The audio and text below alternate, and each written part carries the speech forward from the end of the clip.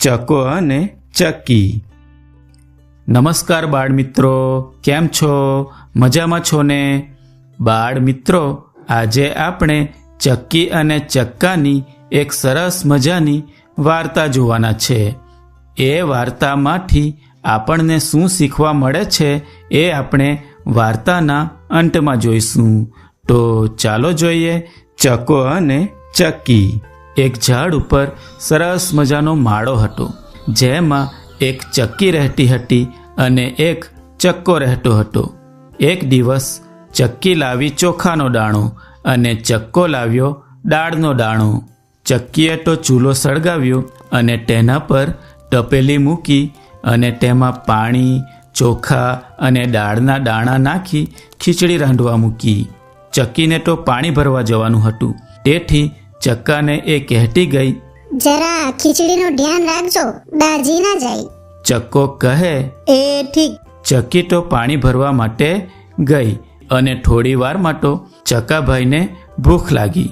તેથી એ તો વિચારવા લાગ્યા કે હવે ચક્કી રાણી જલ્દી આવે ને ખીચડી ખાઈએ. પણ ચક્કાભાઈથી તો વધારે રાહ ના જોવાઈ. એને થયું થોડી ખીચડી ખાઈ લઉં. અને પછી એ તો તપેલીમાંથી થોડી ખીચડી ડીશમાં કાઢી ખાવા માંડે છે. પણ પછી તો ચક્કા રાણાને વધારે ભૂખ લાગી અને એ તો થોડી થોડી કરતા બધી ખીચડી ખાઈ ગયા. ચક્કી માટે કશુંય ના રાખ્યું. ચક્કાભાઈને થયું હવે તો ચક્કી બેન મને વળશે. એટલે આ વાતની ચક્કીબેનને ખબર ના પડે એટલે ચક્કાભાઈ તો આંખે પાટા બાંધીને સૂઈ ગયા. થોડી વારમાં ત્યાં તો ચક્કીબેન પાણી ભરીને ઠુમક ઠુમક ઠુમક કરતા આવ્યા. આ બાજુ ચક્કાભાઈ તો બારણા અંદરથી વાસીને સૂતા હતા. ચક્કીબેન કહે, ચક્કા રાણા બારણા ઊંઘાડો. ચક્કો તો કહે, મારી તો આંખો દુખે છે એટલે હું તો આંખે પાટા બાંધીને સૂતો છું. એવું કરો, તમે હાથ નાખીને સાકર ખોલી નાખો. આ સાંભળી ચક્કીબેન તો મૂંઝાયા અને બોલ્યા, પણ આ બેડું કોણ ઉતારશે? તો ચક્કો કહે, એવું કરો, તમે જાતે જ બેડું ઉતારી લો. ચક્કીબેને તો બિચારીએ ધીરે રહીને બેડું માથેથી ઉતાર્યું અને બારણામાં હાથ નાખીને સાંકળ ખોલી અને પાછું બેડું માથે મૂકીને ઠુમક ઠુમક ઠુમક ચાલતા ચાલતા પણિયારે જઈને ઘડો મૂક્યો અને ચક્કાભાઈને કહ્યું, ચાલો ચક્કા રાણા, ખૂબ ભૂખ લાગી છે, જમવાનું પીરસું છું. ચક્કીબેન તો ચૂલા પાસે જાય છે અને ટપેલી ખોલીને જુએ છે તો ટપેલી ખાલી હતી. ચક્કીબેન તો બોલી ઉઠ્યા, હાય ખીચડી ક્યાં ગઈ? આપણી ખીચડી કોણ ખાઈ ગયું? ચક્કો કહે, મને શી ખબર, હું તો આંખે પાટા બાંધીને સૂતો હતો. આ રાજાનો કૂતરો આવ્યો હતો ને, એ ખાઈ ગયો હશે. ચક્કીબેનને તો ખૂબ ગુસ્સો આવ્યો અને ચક્કીબેન કહે, એમ શેનો ખાઈ જાય આપણી ખીચડી? હું તો રાજાજીને ફરિયાદ કરીશ. એમ કહી ચક્કીબેન તો ચાલ્યા રાજાજીના દરબારે ફરિયાદ કરવા. ચક્કીબેન તો ઉડતા ઉડતા રાજાના મહેલ તરફ જાય છે અને રાજાના દરબારે પહોંચીને ચક્કીબેને તો રાજાજીને ફરિયાદ કરી. રાજાજી, તમારો કાળિયો કૂતરો અમારી ખીચડી ખાઈ ગયો, એને સજા કરો રાજાજી. રાજાજી થોડો વિચાર કરે છે અને કહે છે, અહીં તો કાળિયા કૂતરાને સરસ ભોજન મળે છે, એ તારી ખીચડી કેમ ખાઈ?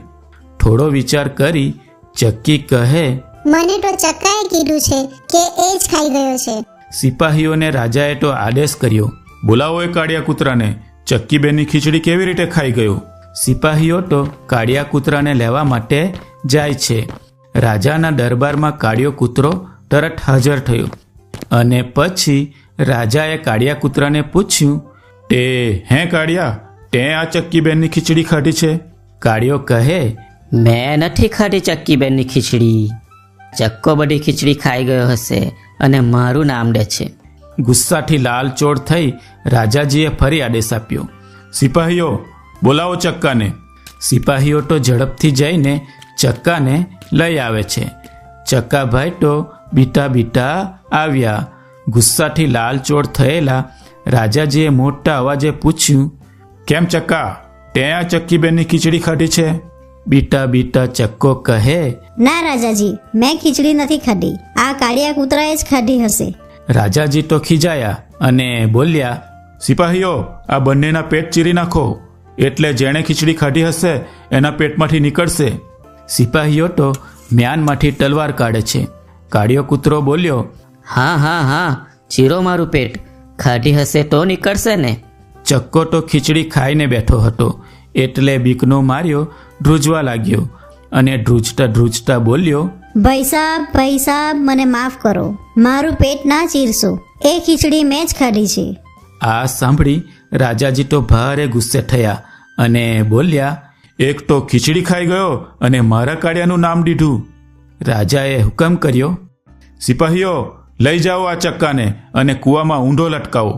ચક્કો તો ખૂબ ડરી જાય છે અને ચક્કીબેન પણ ચક્કાની સજા સાંભળીને રડવા લાગે છે.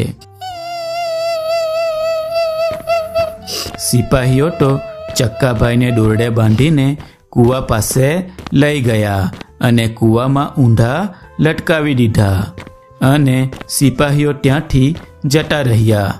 ચક્કાને કૂવામાં ઊંધો લટકેલો જોઈ ચક્કીબેન તો રડવા લાગ્યા. એને ચિંતા થઈ કે મારા ચક્કાને કૂવામાંથી કોણ બહાર કાઢશે? ચક્કીબેન રડતા હતા.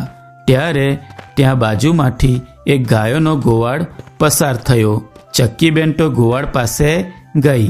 ચક્કીબેને તો એને રોક્યો અને કહ્યું, ઓ ગાયોના ગોવાળ ભાઈ, ઓ ગાયોના ગોવાળ, મારા ચક્કાને કાઢે તો તને ખીર અને પૂરી જમાડું. ગાયોનો ગોવાળ કહે, ના રે, હું ના કાઢું તારા ચક્કાને, એને રાજાએ સજા કરી છે તો સાચી જ હશે ને. એમ કહી ગોવાળ તો ત્યાંથી ચાલ્યો ગયો. ચક્કીબેન તો કૂવા પાસે જઈ ફરી રડવા લાગ્યા. એટલામાં ત્યાંથી ઘેટાનો ગોવાળ પસાર થયો. ચક્કીબેને તો એને પણ રોક્યો અને કહ્યું, ઓ ઘેટાના ગોવાળ ભાઈ, ઓ ઘેટાના ગોવાળ, મારા ચક્કાને કૂવામાંથી કાઢે તો તને ખીર અને પૂરી જમાડું.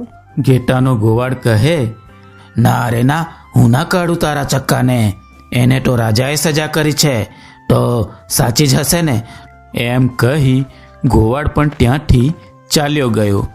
ચક્કીબેન તો ફરી પાછા રડવા લાગ્યા.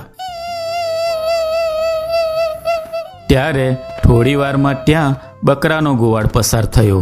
ચક્કીબેને તો એને પણ રોક્યો અને કહ્યું, ઓ બકરાના ગોવાળ ભાઈ, બકરાના ગોવાળ, મારા ચક્કાને કાઢે તો તને ખીર અને પૂરી જમાડું. બકરાનો ગોવાળ કહે, ના રે ના, હું ના કાઢું તારા ચક્કાને, રાજાએ જ સજા કરી છે તો સાચી જ કરી હશે ને. ના ભાઈ ના. એમ કહી ગોવાળ પણ ત્યાંથી ચાલ્યો ગયો. ચક્કીબેન તો ખૂબ જ દુઃખી થઈ ગયા અને એ તો ફરી પાછા રડવા લાગ્યા. ત્યારે આ બધું ત્યાં ઝાડ પર બેઠી એક વાંદરી જોતી હતી. એ વાંદરીને ચક્કી રડતી હતી એનું દુઃખ પણ થયું અને બીજું એને ખીરપૂરી ખાવાની લાલચ પણ જાગી. એટલે એ તો ઝાડ પરથી છલાંગ મારીને ગઈ ચક્કી પાસે અને ત્યાં જઈને બોલી, ચક્કી બેન, હું તમારા ચક્કાના બહાર તો કાઢું, પણ તમારે મને ખીર પૂરી ખવડાવવી પડશે. આ સાંભળી ચક્કીબેનને તો હાશકારો થયો. ચક્કીબેન તો આંખો લૂછતા લૂછતા કહે, હા, ચોક્કસ ખવડાવીશ ને. ત્યાર પછી વાંદરીએ તો ચક્કાભાઈને દોરડું ખેંચીને બહાર કાઢ્યા. ચક્કીબેને તો વાંદરીનો આભાર માનતા કહ્યું, તમારો ખૂબ ખૂબ આભાર. આવતીકાલે બપોરે હું તમને મારા ઘરે જમવાનું આમંત્રણ આપું છું, તો ચોક્કસ આવજો. અને સાથે ચક્કાએ પણ વાંદરીનો આભાર માન્યો. સારું, હું કાલે બપોરે ચોક્કસ આવીશ. એમ કહી વાંદરી તો ખુશ થતી થતી પોતાને ઘરે ગઈ અને ચક્કો અને ચક્કી પણ પોતાના ઘરે જતા રહ્યા. બીજે દિવસે સવારથી જ ચક્કીબેન તો રસોડામાં જઈ ખીર પૂરી બનાવવા મંડી પડ્યા. ચક્કાભાઈ પણ ચક્કીને રસોઈ બનાવવામાં મદદ કરવા લાગ્યા અને સરસ મજાની રસોઈ તૈયાર કરી વાંદરીબેનની રાહ જોવા લાગ્યા અને એટલામાં બપોર થતાં વાંદરી તો કૂદતી કૂદતી ચક્કા અને ચક્કીના ઘરે પહોંચી જાય છે. વાંદરી બેનને આવકાર આપ્યા પછી ચક્કી બેન તો ખીર અને પૂરીની ડીશો તૈયાર કરવા માંડે છે. આ જોઈ ચક્કાને વિચાર આવ્યો કે આ વાંદરીનું પેટ તો બહુ મોટું છે, એ તો બધી ખીર પૂરી ખાઈ જશે. ચક્કાના મનમાં તો ફરી લાલચ જાગી. તેથી ચક્કો તો વાંદરીને ભગાડવા માટે છાનો માનો ચૂલા પાસે જઈ સોનાના પાટલાને છાનો માનો લાલ ચોળ ગરમ કરે છે અને પછી રસોડાના બહાર આવી પાટલો મૂકે છે અને કહે, વાંદરી બેન આ સોનાના પાટલા પર બેસી જાઓ. વાંદરી બેન તો ખુશ થતા થતા જેવા બેઠા કે કૂદ્યા અને જે કૂદી ઓ મારી ખીર ના ખાડી હું તો દાજી, ખીર ના ખાડી હું તો દાજી, ખીર ના ખાડી હું તો દાજી. આ જોઈ ચક્કી બેનને તો ચક્કા પર ખૂબ ગુસ્સો આવ્યો અને ચક્કાને ખૂબ ખીજાઈ અને કહ્યું, એ ચકા, વાંદરી બેન આપણા મહેમાન છે, એને ગરમ પાટલો કેમ આપ્યો બેસવા માટે? માફી માંગતો વાંદરી બેનની. ચક્કાને એની ભૂલ સમજાઈ અને એ તો વાંદરી બેનને કહે, વાંદરી બેન મને માફ કરો, મારી ભૂલ થઈ ગઈ. હવે પછી હું આવી ભૂલ ક્યારેય ન કરું. વાંદરી બેન કહે, વાંધો નહીં ચક્કાભાઈ, ભૂલમાં આવી ભૂલ થઈ જાય, હું તમને માફ કરું છું. ચક્કી બેન કહે, સારું વાંદરી બેન, ચાલો તો આપણે જમી લઈએ. એમ કહી ચક્કી બેન તો સરસ મજાનું પાથરણું પાથરે છે અને ત્રણેય પાથરણા પર બેસી ખાધું પીધું ને મોજ કરી. તો બાળ મિત્રો, મજા આવીને વાર્તા જોવામાં. બાળ મિત્રો, આ વાર્તા દ્વારા આપણે એ શીખવું જોઈએ કે લાલચ અને લોભમાં આવીને ફક્ત પોતાના લાભનો વિચાર કરવું જોઈએ નહીં અને પોતાની ભૂલને સંટાળવા માટે જૂઠું બોલવું જોઈએ નહીં. અને બીજું, જે આપણું ભલું કરે છે એનો આદર કરવો જોઈએ અને ઘરે આવેલા મહેમાનોનું અપમાન કરવું જોઈએ નહીં. આપણે વાર્તામાં જોયું કે ચક્કાએ ચક્કીનો વિચાર ના કરતા બધી ખીચડી ખાઈ ગયો અને પોતાનો બચાવ કરવા કાળિયા કૂતરાનું ખોટું નામ દીધું. તેથી તેને સજા મળી. તેથી લોભમાં આવીને ફક્ત પોતાના લાભનો વિચાર કરવું જોઈએ નહીં અને પોતાની ભૂલને સંટાળવા માટે જૂઠું બોલવું જોઈએ નહીં.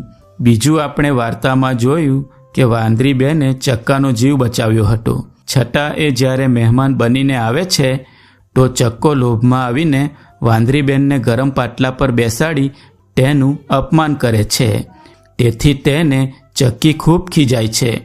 તેથી બાળ મિત્રો, ઘરે આવેલા મહેમાનોનું અપમાન કરવું જોઈએ નહીં અને એમનો આદર સત્કાર કરવો જોઈએ. બરાબર?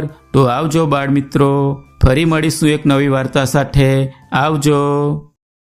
સબસ્ક્રાઇબ કરો આપણી ચેનલ નાવડીને અને જુઓ સુંદર મજાની વાર્તાઓ.